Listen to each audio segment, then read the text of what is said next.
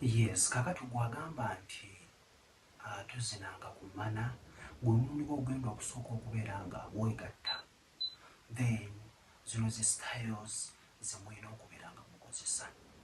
Styles bbiri zijja kubeera nga zikuyamba okubeera nti omuntu oyo anyumirwa ate abeere nga akulowoozaako buli kaseera, awulire nga buli kaseera awulire ayagala kubeera nga omuzina oba nga mwezina. Zino styles bbiri z'ogenda okubeera nga okozesa.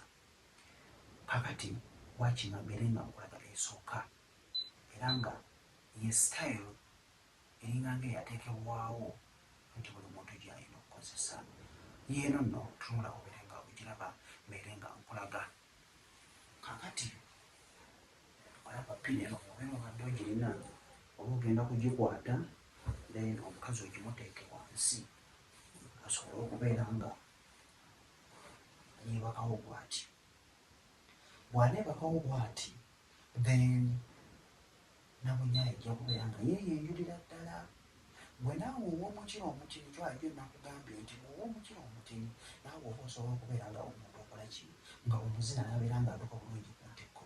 So bw'ona ogibenjulako oti gwe omukyala, omwami oba omuvubuka wo, boyfriend wo n'ava eri bulungi nnyo, bw'anaabeera alina access bulungi nnyo, aba asobola okukwatakwata ku bisambi n'abeera nga abiyisaako, abeera alina space y'okubeera nga akwalikira ku mabeere, kugamba wanaaba asobola okubeera nga akola buli kimu kyakola ki kyayagala.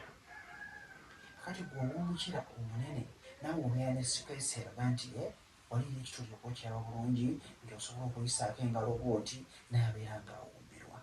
Then sayiro eno era osobola okugyongeramu amaanyi n'okola otya nti osobola okukwata amagulu obeera gwe ng'omukyala n'obeera ng'ogakwatira wano nawo n'akuzinirawo.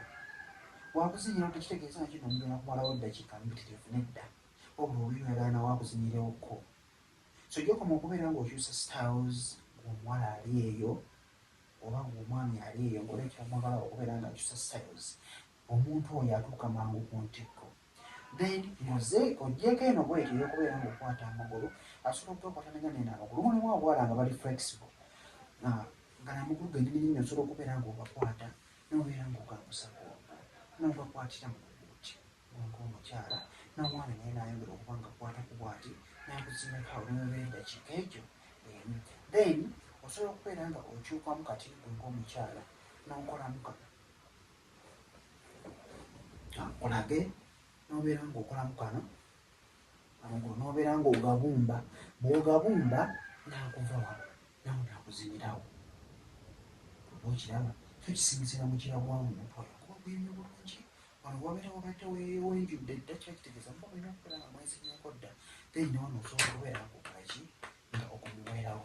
So styles ezo gwe nga muvubuka ali eyo osobola okubeera ng'ozikozesa, zijja kubeera nga zikuyambako bw'obeera nga ogatandika okubeera nga weegatta.